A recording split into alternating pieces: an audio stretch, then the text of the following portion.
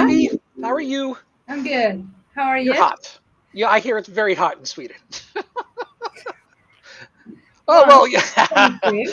I Two, just realized what I said. I forgive Don't you. tell my Trust me, wife. I'll It take was an any accident. compliment. Well, not that you're not unattractive, but I think my wife might have a little bit of a Stop, you're problem. drowning. Stop digging. Yeah, I know. Stop digging. I'm gonna stop right now. Anyway, Anyway, yes, it's hot. back It's to it's hot in Sweden. Sweden. There we It is go. very hot in Sweden. Yes, I'm even wearing a t-shirt. it's 22 to 25 degrees today, Ouch. Celsius for non-freedom people. Mhm. Yeah, what is it out here? It's 16 here, so it's a little bit better. But anyway, I don't think Jeremy's going to be joining us today. He's got Mhm. several meetings and everything else, He so does. yeah, hopefully, he will have a good time with that. And but couple of things, admin type stuff before we go ahead and we do anything else. Yes. Next week we will be doing our normal uh, Tuesday Thursday sessions, Hmm. Hopefully. barring illness or anything else. But the week following that, since some of us are going to be off at conferences, and others will be here.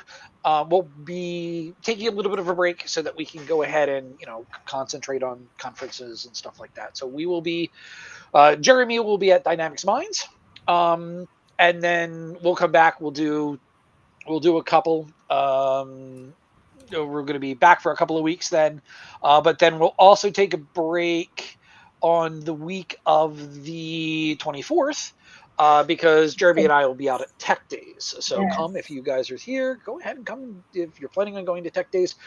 Come join us. We have various cool little things that we're going to be showing and things like that. So if you're around, come see us. But so, you have any admin typey things there, V, for us, or did I cover it all?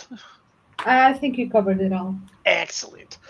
I, Okay. I have one note written down about Okay. week 22. That's all I have. Okay. All right. Well then, I'm glad I made sure I got everything right. Okay. So, Yes. uh, the today, we were originally going to go ahead and just go over some things, but I kind of changed the schedule a little bit because I found certain things that you really went paired well with some of the things that we wanted to talk about. So we're going to go ahead and talk about requisition worksheets again, because there was Hmm. a one of the things that I wanted to show and I didn't get a chance to show you last week, required some setup that I was a little confused why things weren't working, and I figured, oh, this is the reason. So we'll Yeah, go we back were to the. blaming BC, and I'll always blame BC. No, this was just one of those things that, well, we'll get into it there in a little bit. Until I understand it enough, I'm always blaming BC. Okay. Anyway, so we also have order processing, that we're Hmm. going to go ahead and kind of continue. And once again, this was a setup thing. It wasn't quite working the way that I was expecting it to. But now that we've figured that out and figured out what was going on there, we'll go ahead and actually go through that again and make sure that we're good.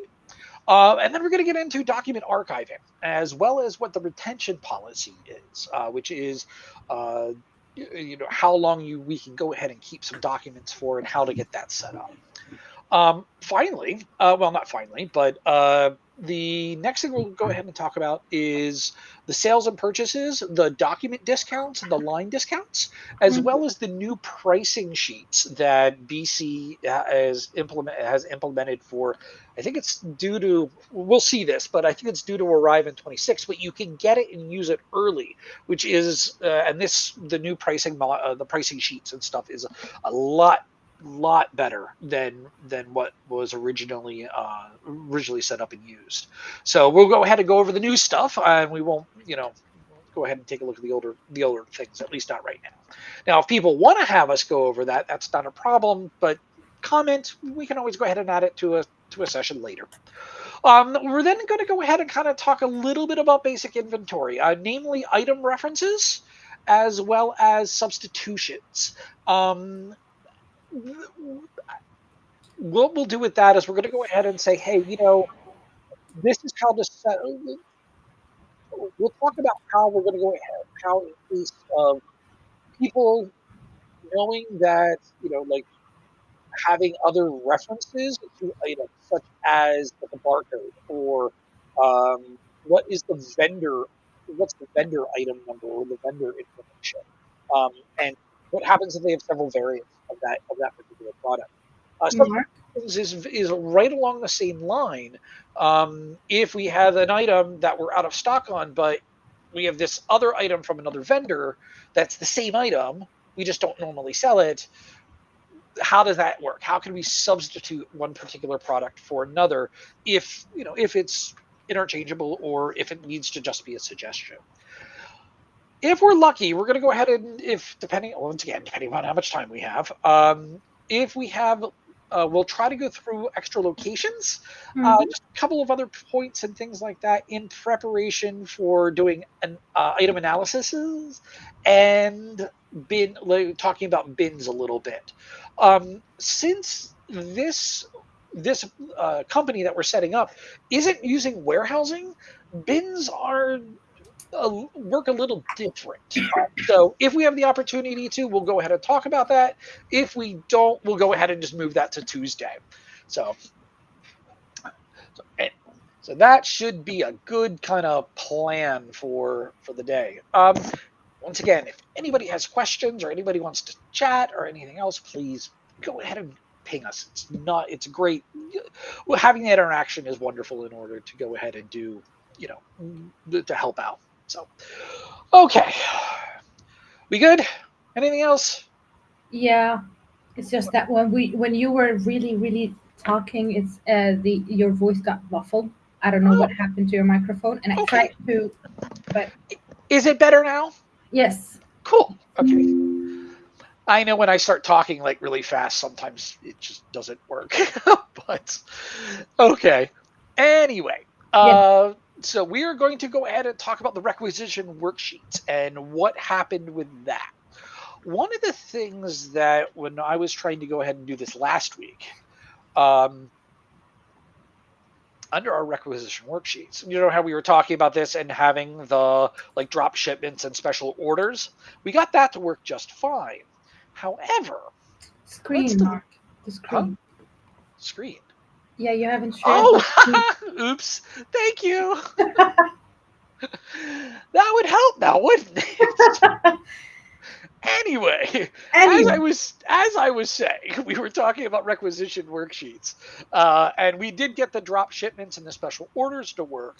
But one of the other things that that I wanted to do was use the calculate plan. And if I remember correctly, I did try this, and it just didn't do anything. Oh well,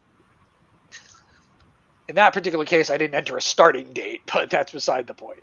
So when I did this, I clicked OK, and nothing came in. I figured out the reason why. and why And was that? well, getting there. If we take a look at our item card, and this is one of those things that happens, with especially coming from using development and being in development and things like that. A lot of this has already been set up, so we don't think about it. It's like, oh yeah, this just should work. However, Mm-hmm. the problem here is that when we want to go ahead and get that stuff to be on the uh, requisition worksheets, we need to go ahead and have the reordering policy on the item card set up. So if we go ahead and we put in the reordering policy, either a fixed reorder quantity, meaning that it's going to go ahead and allow us to say, okay, here's the reorder point, here's the reorder quantity. That's what we're going to go ahead and do. Or the maximum quantity, saying, hey, this is the maximum inventory we're going to use to go ahead and get. Uh, lot for lot is a totally separate thing for warehousing, so I'm not going to go over that. That's a whole thing. But order is what we want to go ahead. What I would want to go ahead and use. And what order does is that it looks at the sales orders and it says, well, wait a minute. If we try to go ahead and if we try to go, we can't go ahead and finish the sales order until we have enough stock into our inventory in order to go ahead and do this. So what this will do is this will go look through all of the orders, and for all of those particular items, it will add those items to our requisition worksheet to fulfill the requirements of our sales orders. So I'm going to leave it. I'm going to leave it an order for this one for well these. And here's another order, and just so that we have some here. Now, these ones also need to make sure that we have that vendor number and that vendor item number in there, as well as the purchase unit of measure. So we're gonna use each for that. So if we go over here and I put in each again, so that we have, oh, that one you can order by the box evidently too. And each. So now, if I go ahead and I go to calculate plan, and I put it in for, that should be okay, and I click OK, notice here that we got 2 lines saying, well, wait a minute, we need 90 of these, and there's who we're ordering it from. But we had originally ordered 100, but we can cancel this because maybe the customer backed out or whatever. So if we go ahead now and run this carry out action message, boink, we can go ahead and take a look at our purchases orders, and see. Now look too, we only have 1 purchase order because we're ordering from the same vendor. There's our 2 purchases. And it should have canceled the other ones too. Now I don't think that was on a purchase order, but it was I think it was canceled off of our sales orders. So that's the one thing that we were kind of missing, and what I wanted to try to do last week in order to go ahead and have it, kind of make a little bit more sense with the flow. So maybe what we'll try to do is, once I think we're going to need to do a sales order anyway in a little bit, maybe we'll try to go ahead and do that process as part of the sales order stuffs, so that we can go ahead and kind of show that a little bit more a little later. So for the next thing that I wanted to go over is order processing. And order processing, remember how we were talking about how it's supposed to go ahead and push on your sales lines, kind of give the expected receipt the expected shipping dates and things. This was also a problem with my items. In the items, you have to go ahead and mark it as a critical item. If you mark it as a critical item, it will then go ahead and start using these extra dates to push out shipment dates depending upon what's in your inventory, etc. Another thing that we want to take a look at here is that this safety lead time. This works in conjunction with order processing to go ahead and say, well, wait a minute, we need an extra day anytime that we try to order this, because we know that this particular vendor isn't very reliable, and we normally need a day or 2 per item. But maybe this one, even though it's the same vendor, they're good at, and it comes from a different warehouse, so to speak, and it doesn't need to have that happen. So let me go ahead and make these. Okay, so when we then go ahead and let's just take a look again quickly at the order promising PR. There it is. So we have an offset of a week if we need to go ahead and have this work. Order processing numbers, we know that. And then that was the order processing templates and worksheets that were coming from our requisitions. If we all, there's another thing in here too of the location. Locations also has a lead time in our, yeah, here it is, in our system, so that when the locations, if we know that this is coming, this location always is going to need a day or two or a week to handle any type of deliveries and then handle any type of shipments, we can go ahead and say, well, wait a minute, it's going to be an extra day here and an extra day here to go ahead and process that, as well as this base calendar code. Let's see if I can, let's go. Yeah, let's open up the base calendars. So if we take a look at this, this also is that calendar that we set up way back when in order to say, okay, what days are the days that we're not working? So if this location or this warehouse does not work Saturdays or Sundays, we can go ahead and set that up here in order to go ahead and, yeah, no, that's fine. So in order to go ahead and make sure that they know and the order promising knows that they're not going to be going ahead and doing any work on those days. So let's go ahead and just pop this in for Saturday. Well, let's just say Sundays. So let's see if I can filter this down to this value. Are you going to filter for me? No. No. Probably because I bet this is a flow field and it's not going to let me do it. Yeah. So anyway, if we go ahead and we do, or am I not editing? Yeah, Saturday, Sunday, and then you can go Saturday, Sunday. This is also good for your base calendar if you have this set up. That, if you have company holidays that are the things are not going to be working, this will automatically work in conjunction with those. With those days and order promising. So I'm just going to add a couple in here. So now we know that this location goes ahead and uses that. Okay. So if we now go back to sales and do a sales order, let's create a new one. New sales order.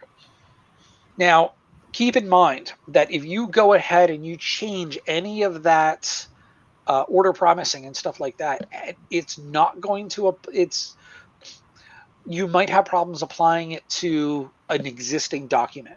So keep that in mind if you're going ahead and trying to do that type of, if you're wondering, well, why isn't this updating? If it was a document that you set up before you set up all the, like the cancel or anything else, critical items, that's going to go ahead and have an effect on that. So you can either delete the document and re-enter it, or you could go ahead and, just keep that in mind. So here's our Jane Smith, her requested delivery date. Let's go ahead and say she'd like it from a week from now.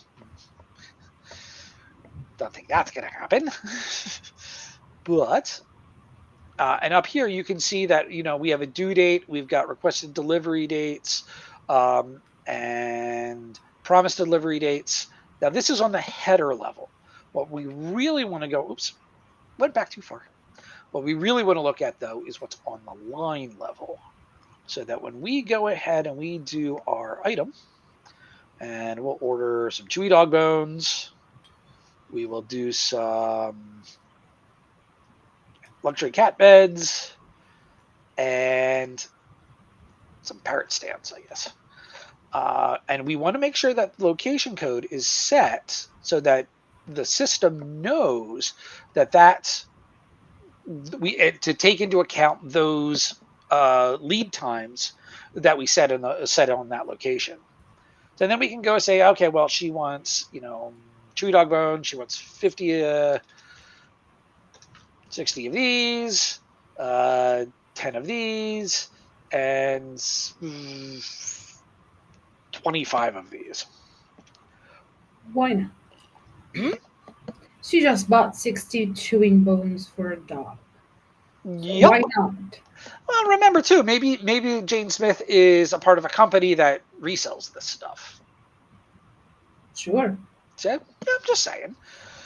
But here, you'll notice that delivery date planned is the 20 Yeah. is the shipment date is the 22nd, and the planned shipment date is well, this is the date that they would like that we want to try to get it out, but this is the date that we planned. So if we go then also to our don't like it orders, related information, order promising, check the company. Ah, okay, hold on. And company info. Oh, let me show that again because I realize that not everybody can see that. So we look. Ah, nope, wrong button. I forgot this nifty program that actually we got it to work this time. So this says the check Ooh. availability. Is that okay? Oh, yes. Oh, you can really see it a I bit. can read it. Check availability period calculation field cannot be empty in the company information card. So let's go back to our company information card.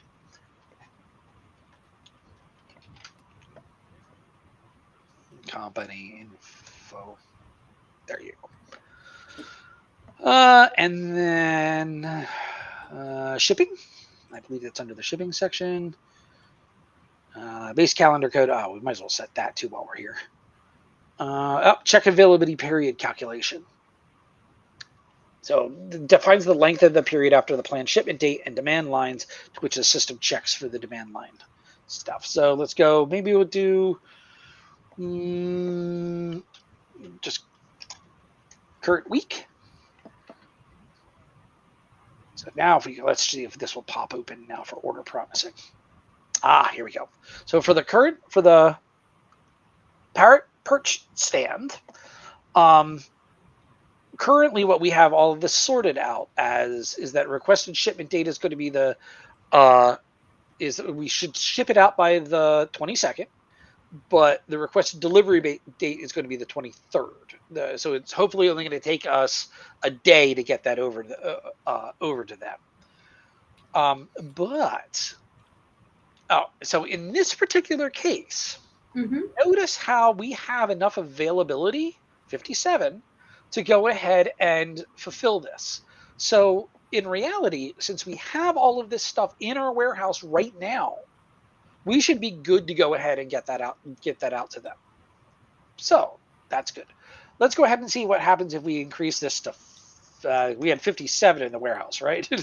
Let's make it. They're going to go ahead and order 75. Let's go ahead and go to 75. So now that changes things. We don't actually have enough in the warehouse in order to go ahead and do that. So unavailability dates 26. We have required quantity. Oh, that's interesting.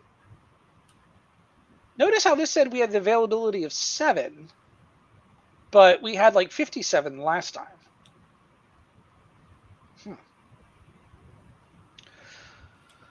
Not sure. Let's go back and maybe let's close out of this and then open it back up because that calculation doesn't quite make sense to me.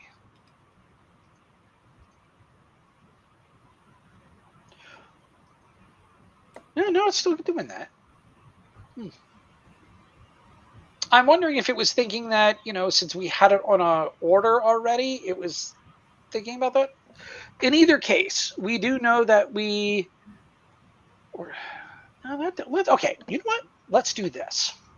Let's take a look at this item and see what the actual availability is for this. So if we go ahead and say show details, that will pull this open for us. See, okay, so this quantity we have. Okay, so we have this on we have this on 2 different sales orders. That's the reason why we're getting a little bit of weird results for that. So it's saying, well, wait a minute, we have 100 on there and 75 on there. and only 82 currently in stock. But also what happens here too is that it takes the location code into account. So, okay, that gives us a little bit more of a little bit more information. Let's take a look at the other order here. No, oh yeah, because this is a special order. So that's the reason why it's where we have a little bit, our results are a little weird. Okay, makes sense. Or at least it looks a little weird. So let's go ahead and just say instead of 75, we'll go ahead and say 100. That now should go ahead and then say, aha, yes. The available quantity, this is really what we were looking for, is lower than the entered quantity that we have in the location. So now, if we go ahead and take a look at this. Yeah, see, now we have availability of -18. And what's happening here too is the fact that since the other order hasn't gone through yet, there's a whole system that we could use to reserve those items for that order. But we're not going to get into that yet. But it's still saying, hey, yeah, I know that you've got stuff on the other order, but since that hasn't gone through yet, it's not promised to them. Mhm. So these people, if we go ahead and Jane here, if we go ahead and post that, that's when it's going to go. It's going to go ahead and say, well, wait a minute now, you don't have any more inventory of that. Okay, so we have two different options here. We have what's called available to promise, which basically, yeah, well, let's read the little tooltip because, oopsie, I always do that. If we read the little tooltip here, oh, is it going to not pop up? Yeah, I did it again. You can Special. either zoom or read. Yeah, well, hold on. Yeah, it's not going to let me zoom it. Darn it. All right. Well, I tried. But basically what it says is, I'll read it out here because it is very small. Calculate the delivery date based on the customer's order because the items are available, whether in inventory or planned receipts, based on the reservation system. Now, that goes ahead and basically says, hey, you know what? We have all of the stuff available in order to go ahead and do things. So how do you want to go ahead and push that stuff out if we have all of the items available? This also goes ahead and checks through the reservation system in order to go ahead and make sure that all of the dates are correct. Oops, darn it, didn't want to do that. Keep hitting my escape button too quickly today, evidently. All right, so capable to promise, however, calculates the earliest date that the items could be available if it is to be produced, purchased, or transferred based upon what is not in inventory and no orders are scheduled. So if we use capable to promise now, it says availability is 0, unavailable quantity, but the date is now being used as the 26th because that's when it's going to be quote unquote unavailable.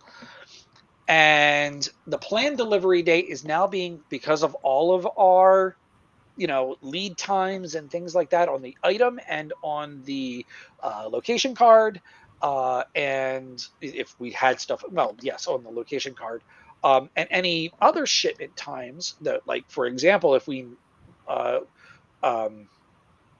I think there's even spots on the vendor where we can go ahead and do that.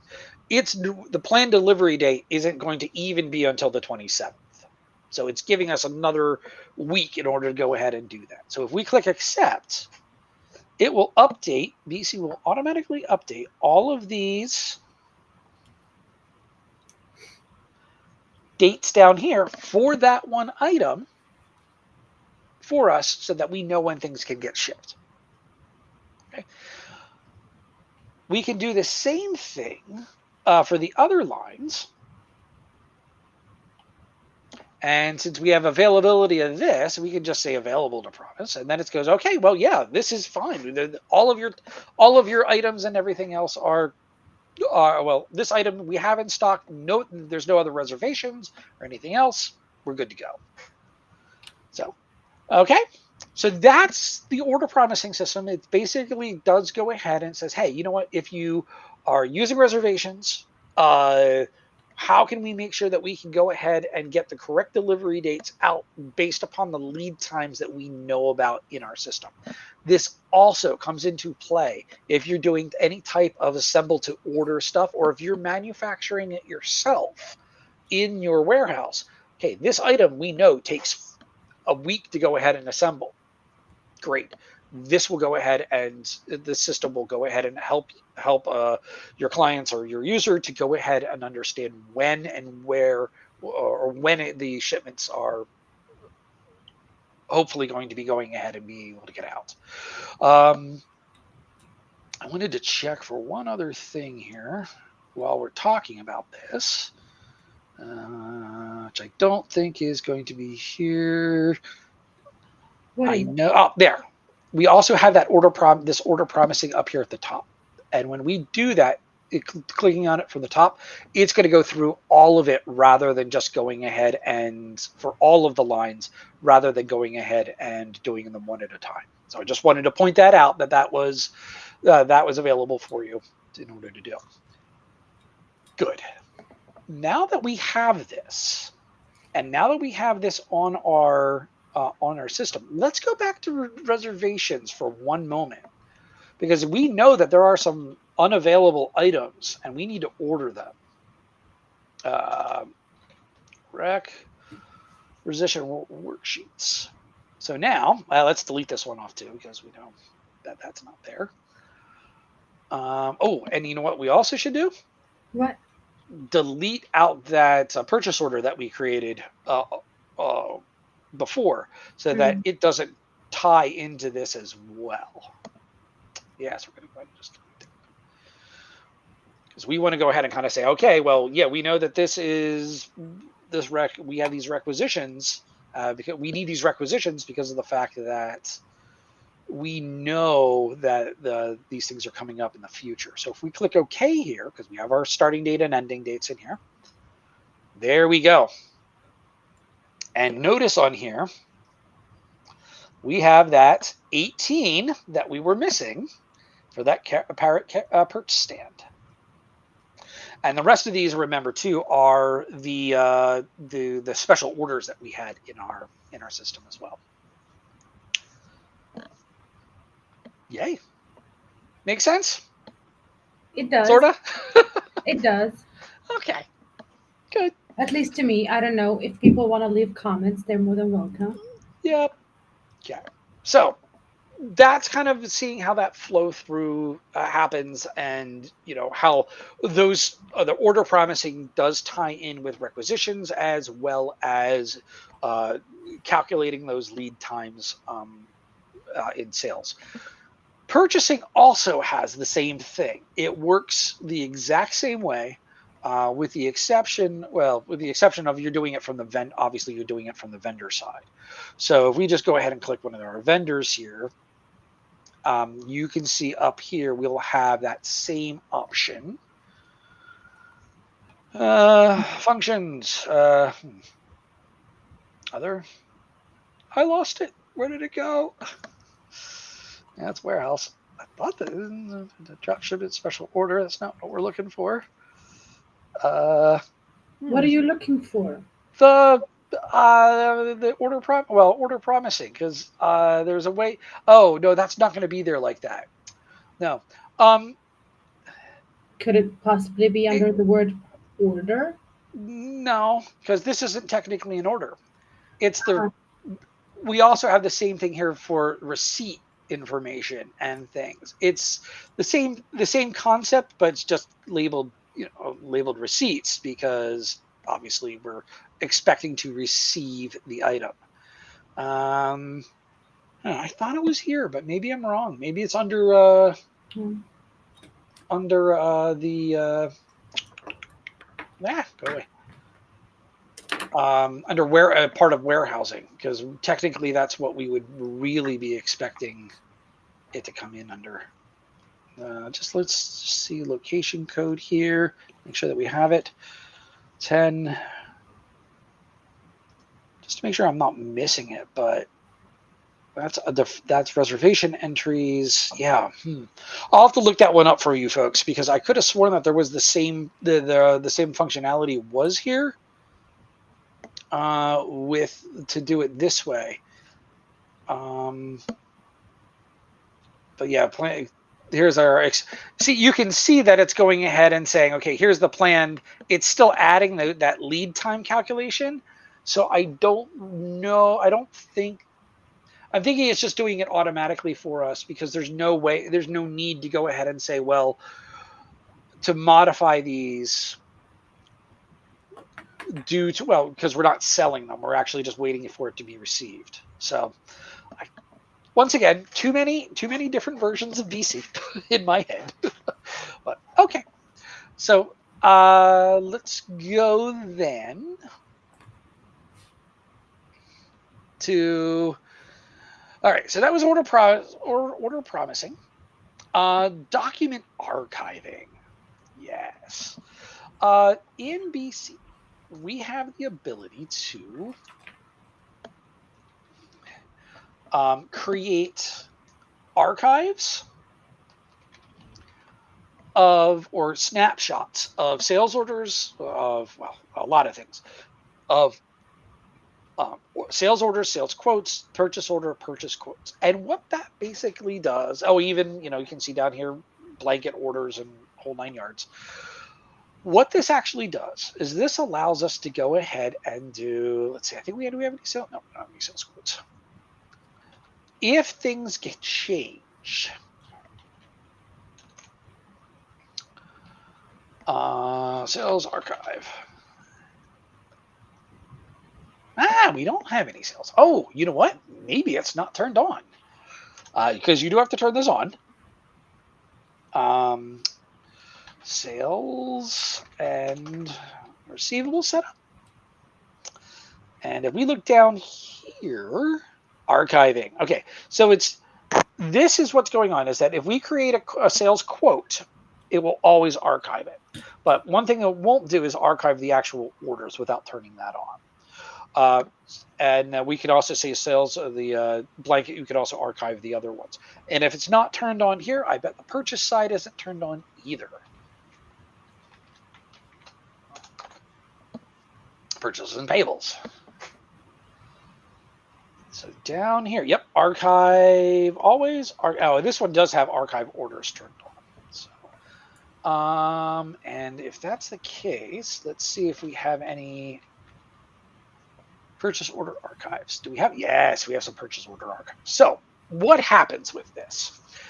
Purchase order the archiving system will basically say, hey, anytime that the order or the sales quote, sales order, purchase quote, purchase order changes, like the status changes, they're going to go ahead and it's going to create a copy of that order in so that we can go ahead and go back and see what has happened over the course of that order.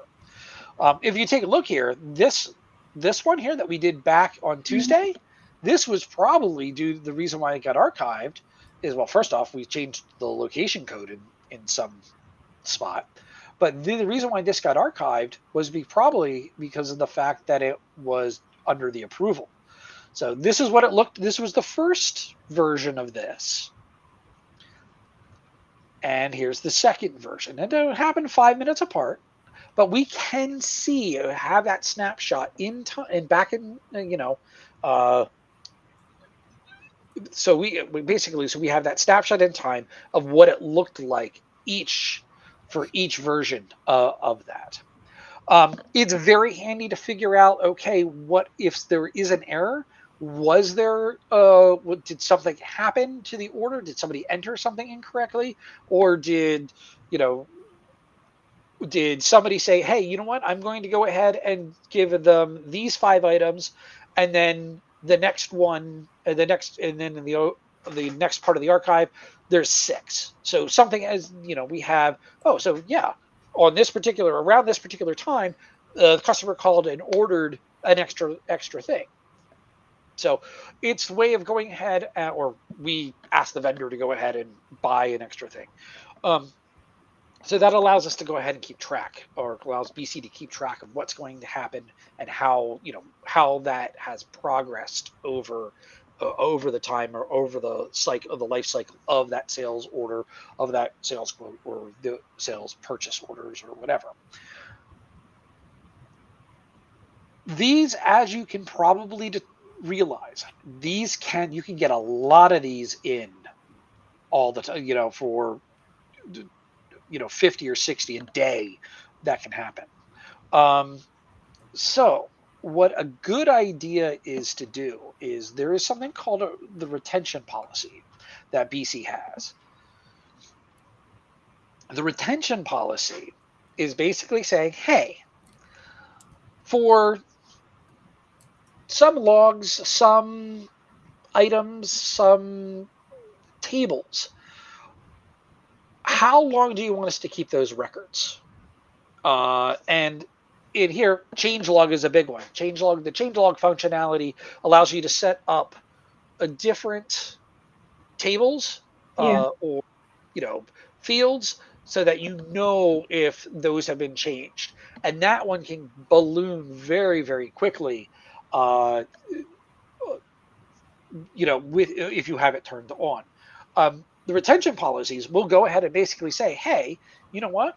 After 6 months, after a month, after a week, whatever, anything over that a particular filter or a date, just delete it. We're okay with not knowing that it's going to be there for a while. So let's go ahead and set one of these up for our sales archives and for our purchase archives. So if we go ahead and we click on our table ID, um, this has been set up only it's only available for certain tables at this point. You can go ahead and have a developer assist you with going ahead and putting this in other tables, but that has to be an addition to go ahead and go on for that. So we're going to go ahead and use the, come on, aren't you putting in the table caption? Ah, there it is. Here's our sales header archive. And here's the retention policies section. Now, notice here that this retention period isn't available. That's because this is this is where we can go ahead and set up special filters in order to go ahead and say, hey, we want it to be saved or retained on these particular items. So, for example, if there's a source document that exists, don't delete it. So, meaning in this particular case, if the sales if the sales header, so like if you've got a sales quote that you're creating, and and that's been going on for a very long time, you don't want to delete the sales archive until that sales header has actually been or that sales quote has actually been posted. So if the sales source doc exists, then yes, then don't delete it. Same thing with the interactions. The interaction system is something that we may or may not get to, but that's in short, it's designed to go ahead and say, hey, you know what? I contacted the client on this day, or the customer on this day, didn't reach them, or I did, and we talked about X, about their order. So if there's interactions that exist, then yeah, we shouldn't delete out of the sales order archive. We can also go ahead and set our own filters here. So for example, if it's been archived by Venus, since we know that she's really good at going ahead and doing these, we can go ahead and it'll retain for 1 week. Otherwise, then it'll go ahead and get deleted.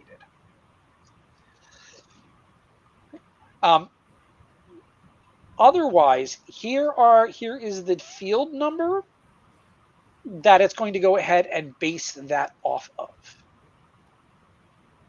So in general, it's going to base it, the deletion process is going to be based upon the last archive date if it doesn't match one of these other other items. We can do it. Yeah, we'll enable it. That was a warning that said, "Hey, wait a minute, you closed out of this, and you didn't turn it on. Are you sure you don't want to turn it on?" So, let's go ahead and set up one now for our purchase header. And notice our sales header archive one has disappeared because it's already in there. There we go. We'll enable it.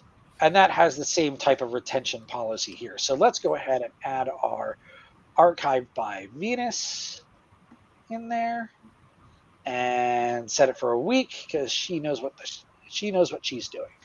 I do. Yeah, you do. That's Um, news. okay, so there we go. So use the retention policies, especially for your change log entry and the order archive, the sales and purchase archives. Great places to go ahead and have that automatically delete. The other thing that I would suggest to make sure that you have turned on is this creates a job queue entry. There it is.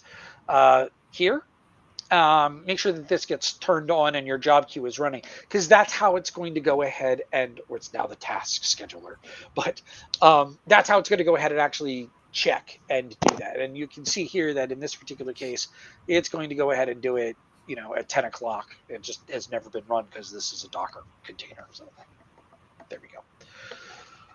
Okay. No questions about any of this so far? Why is our audience so quiet? I don't know. Like I said last time too, is I often wonder if if that whole process is working properly, but I don't know. Anyway, Yes. if we go to so we talked about document archiving and we talked about the retention policy. What I think I would like to go ahead, well, I think this is going to be our this is going to take us a little while, I think. So we may not have time to go ahead and get into the item references and substitutions, but we'll just move it along to Tuesday if that's the case. Invoice and line discounts can be set up individually on a line for you if you are going ahead and doing creating either a purchase document or a sales document. There's a better way of doing it though. If we go ahead and we take a look at what price lists.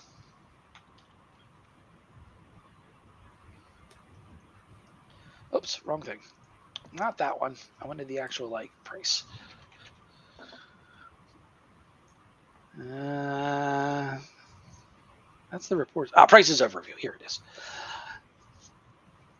We will. This is This is one of those things that is a new feature that hasn't been enabled yet. So why don't we go ahead and enable this so we can show how that is done. And this feature management code section is oftentimes where you can find interesting things that are coming in later updates. So, like for example, since we're currently running 23.5, you'll see a lot of things here that are ready for version of 24, like bank account reconciliation with Copilot is coming out, which has just been 24 has just been released like a month ago. A couple of other things like AR product descriptions and the platform table. So all of these things are ready. Enable use of new extensible exchange rate adjustments. That's available. That's going to be enabled or automatically set up and deployed in version 26. However, if we wanted to, we could go ahead and say, hey, you know what? We would want to enable it early and go from there. So down here, though, is a feature update, new sales pricing experience. That's not going to be available until version 26. However, we can go ahead and say, hey, we want to turn it on now. So now we have to go ahead and, even though we've got this all set to all users, we can go ahead and say, hey, we got to go ahead and do this data update in order to actually turn it on. And it's this feature data update is basically, I did it again, is basically saying, hey, you know what? All of these records are going to be, updated to use the new system. If you have in your system already, these will be the price lists and things like that from the old version. These will all be converted to the new version. And we have the accept data update, so that Microsoft letting you know that if something goes wrong, that you did this by your automatically. We can review the affected data, but since once again this is a demo database that we're just setting up now, we don't have any price lists obviously or anything else. So clicking next, it says, hey, we can run this as a background session if we want to, but once again, we don't have any data for this, so it's not really that big of a deal. So we click update, and notice that we now are completed. So now if we go to price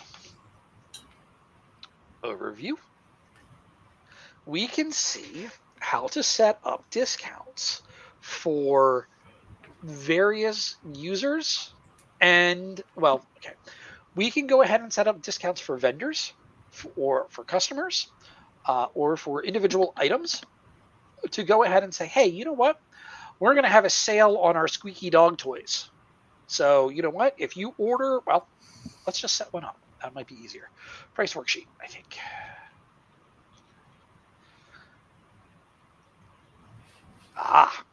So here's our price worksheet.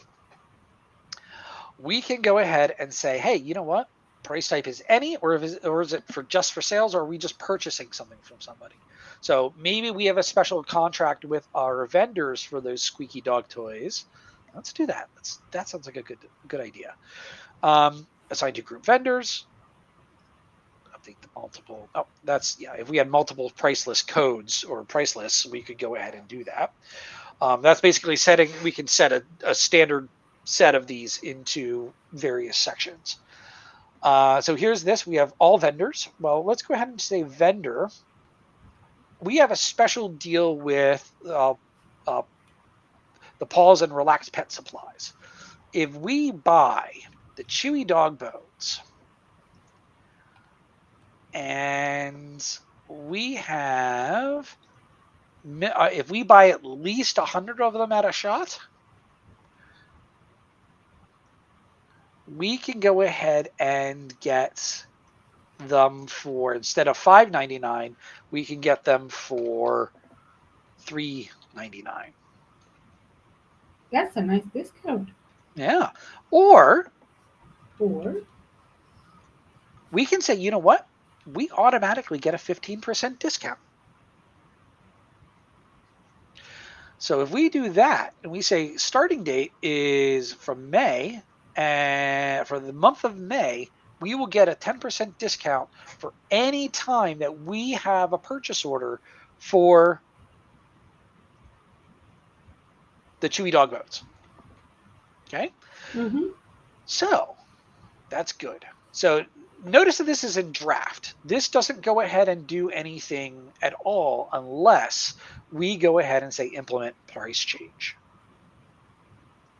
However, since we have this great deal on those squeaky dog bones, we're going to go ahead and say, hey, all customers, if you buy the Chewy dog bone and you say you buy, let's say if you buy 5 of them, now let's, let's do this. If you buy 10 of the, at least 10 of them, you will get a 5% discount. Oh, Jane Smith is in luck. Huh? Jane Smith is in luck. Oh, yeah, she is. But now, wait a minute. Since we were just implementing this, Yeah. and we have a sales order, I'm glad that you brought that up. That sales order, since it's already created, is not going to have this. Oh, come on. Well, no, but in that particular case, if we go ahead and because that's really a validation issue. Uh-huh. Because we didn't implement this price change until after. We didn't implement this price change until after we went ahead and created the order. Uh-huh. It doesn't, at the time of that order, it didn't know anything about this. That's the reason why this draft thing is important, is because that way you can say, well, wait a minute, okay, you'll have this all set up at beforehand, and then any new orders coming in after the date that you put into effect, it will then go ahead and apply to those orders. So we'll go ahead and show that. Okay, so now we have these two lines. Come on, there we go. Oh, why is this just saying sale? That's weird. Okay, so these are in draft. So we can then go ahead and say, hey, implement this price change. Oh, wait a minute. Oh, that's weird. Where'd it go? Well, that was that one. Did it? Oh, looks like it went ahead and it might have disappeared because of the fact that I tried switching the other thing. So let's go ahead and do this. If they buy 5, they get a 5% discount. Let's pop this back in. I just don't think it's saved. So now if we go ahead and implement this, make sure that we have that line in there now. So now if we say any, yep, okay, now it's sticking. That's good. So now we can go ahead and say, hey, implement that price change. And we can go to purchase and implement that price change. Then we can say, hey, you know what?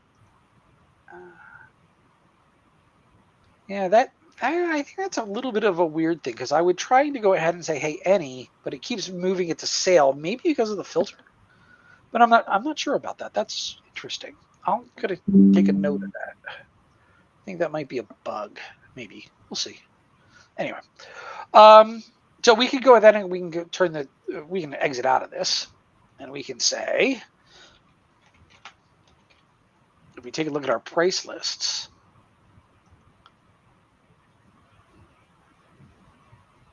oh, that's the old style price lists. Prices overview is what we need because that's the new version. We can then see, okay, here are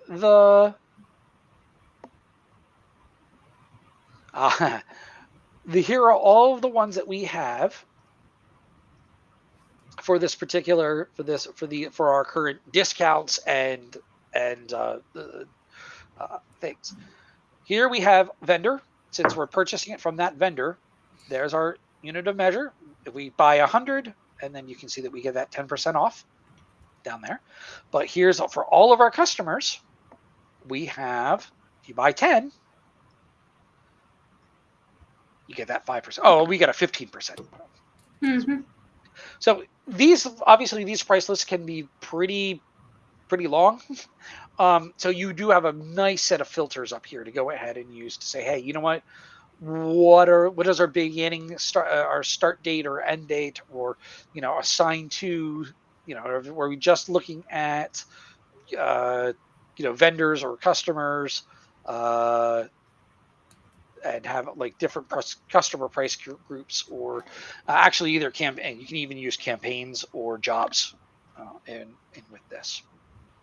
So how does that work when we go ahead and actually have like a sales order? So let's go to sales orders, and let's go ahead and create a new sales order for, let's go with Steve Brown. I don't think we haven't had Steve buy anything yet for us. So if we go to item here and we say, hey, you know what? Here's that chewy dog bone. Let's hide that away just for a second. Use your unit of measure code. It's $5.99. No discounts. But if we then go ahead and say, hey, you know what? We're going to buy 10 of them. It puts in that 5% discount for us. So then if we go ahead and put in the amounts,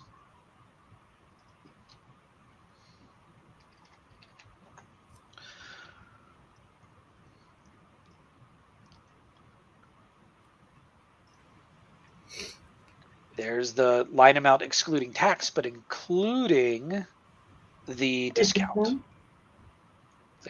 And even, okay. So that's how you can go ahead and do that there. If, as a side related note, that's a really great system for going ahead and saying, hey, you know what? Due to contracts or something like that, if we buy it from this particular vendor, we get this particular discount. So that would go ahead go on the purchase order for that item. Awesome. If we had an invoice discount or a purchase discount globally for a particular sales order or for a particular vendor, there is a field down here underneath the lines that is just invoice discount percentage. So we can just put that in there and say, hey, you know what? Great, no problem, good to go. Entire thing has been discounted. Um, duh, duh, duh, duh, duh, duh, duh. I think if we go back to price worksheet, that's Print's worksheet. That's not going to work.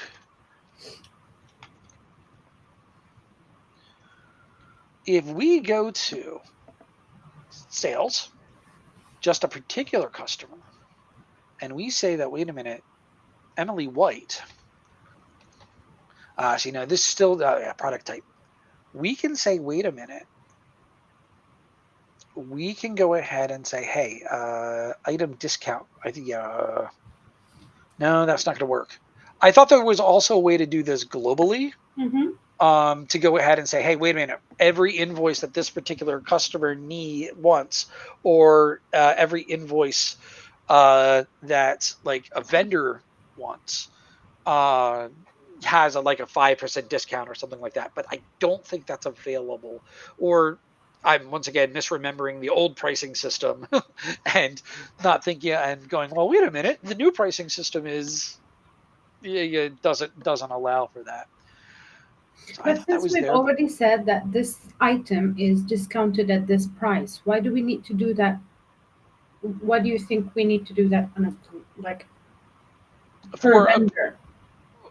say that the that for for a total invoice, a customer for the next week, a couple of let's see, any customer for the next, like, over like a holiday weekend or something like that, every customer would have like have a 5% off of their total order, or you know uh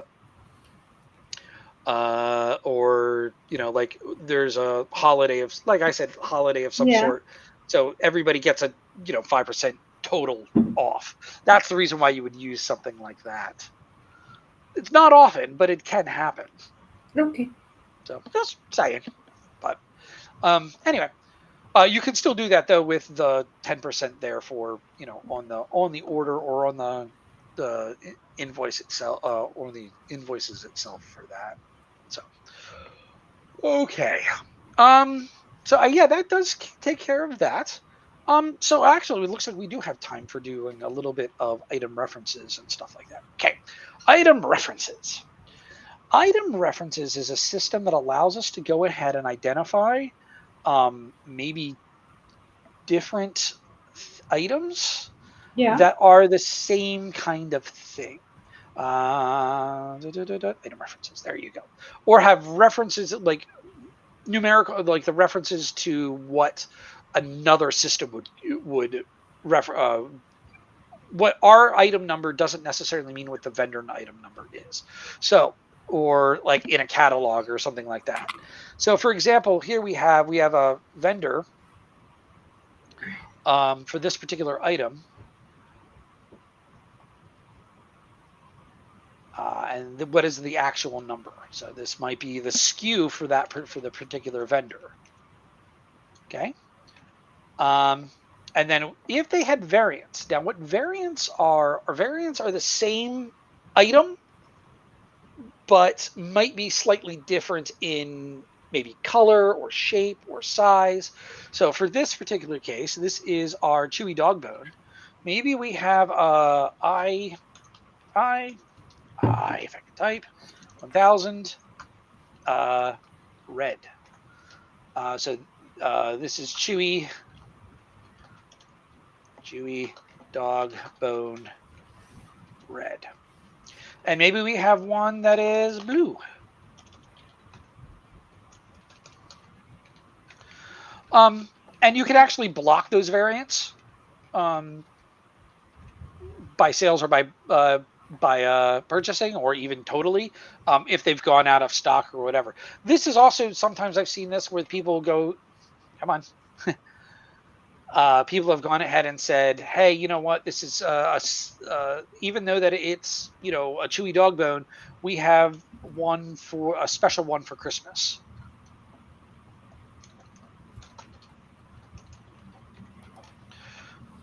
That we produce, that once a year we have this X Christmas Christmas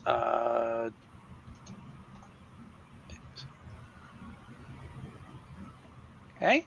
So, and then this way we can go ahead and say, hey, you know what, this is a vendor, this is still this one, but this reference is, and that belongs to this variant code for red. And then the same thing, we could do the same thing here for the blue. This allows us to go ahead and make sure that when we're ordering, that we are ordering the correct one, and allowing us to go ahead and link it to whatever the vendor's item number is, or vendor SKU, so that we make sure that we're getting the right ones when we're ordering it. This is very specific to your vendor, and very specific to your organization and to your clients. So it's one thing that's really good to have, but it is a lot of setup and things like that. The other thing that we can go ahead and do here too, barcode. Yep, we won't have anything there. If we have a barcode for this item, we can put that barcode number in there, and then link it to a variant code if we needed to. So that way, when things are getting, if we wanted to print labels or anything else, we could print actually a barcode label that has that information in it. Make sense? Yeah. Good. So that's kind of our item. That's item references now, and variants. So if we go ahead and go, if we go to related item variants, we will see those. Oh, these are the variants that we've gone ahead and we've identified for this particular item. That kind of leads into what's called substitutions. So in substitutions, no. Related item substitutions. This is once again a variance that we could go. This uses the variant system to go ahead and say, well, wait a minute. If we have a blue one, this can be substituted for this item. The same thing with this one. If we have this here, these items are technically interchangeable. We just need to make sure that the client or the customer knows that it's the same item, it's just in a different color. Condition is basically just a, hey, if you had a substitution that wasn't exactly the same thing, you could put a description here of what that actually is or is not. So really, it's an easy thing, but it is nice to be able to go ahead and say, hey, wait a minute, we don't have that item here. What are the substitutions that we can go ahead and do for it? So if we go to our sales invoices, just so that we know that our sales orders, just so that we can go ahead and take a look at that. Let's see, I think didn't Steve Brown go ahead and order some of these chewy dog bones? Notice now that we've started to have, we have an item reference number in here now. Mm-hmm. Oh, and that's not showing. What is this the right thing? Chewy dog bone, yeah. That's interesting. Oh, I'm not sure why that's not showing up. Well, hold on. Maybe I don't see our variant field here though. That might be the reason. So let's go ahead. Let's go ahead and do this. You, I don't wanna. Huh? BC is telling you, I don't don't want I to. don't want to know. It's probably more like the fact that I didn't do something right. Variant code. There we go. So now that we've added variant code, we can now see our red item here. Now let's delete this. Let's see if this will come in now that we have our variant code. No, it's not coming in, but if we... that's interesting. What are these filters? Let's find out why this isn't going ahead and doing what we're expecting it to do. So if we go ahead, notice how we see that we have these filters here set up. If we go ahead and we say Unfilter stuff. help and support, and under here we can say inspect pages and data. I don't know if I showed this before. I might have, but we can see here as part of the page filters, because this will go ahead and give us some page inspection so that we can go ahead and see what's going on underneath, kind of a little bit of what's going on for debugging purposes, as well as for assistance with, customers going ahead and trying to see other pieces of data. So if we go ahead and go to page filters, we can say, okay, so here's the filters that it's trying to go ahead and put in. So it's most likely that the reason why we're not seeing those reference numbers is because it's looking for a reference for customer 1002. I bet that if we went ahead and we did this on the vendor side for a purchase, it would actually work. So there we go. You can see how the variant code comes in. So let's go ahead and make it. While we have the time, why don't we go ahead and talk about, grab a purchase order and see if it will pop through. We probably can use this older one. So yeah, here's our item reference number. Now, if we go ahead and do this, see, there they are. That's the reason why, because since we didn't set up a customer reference number, that's the reason why we weren't seeing it.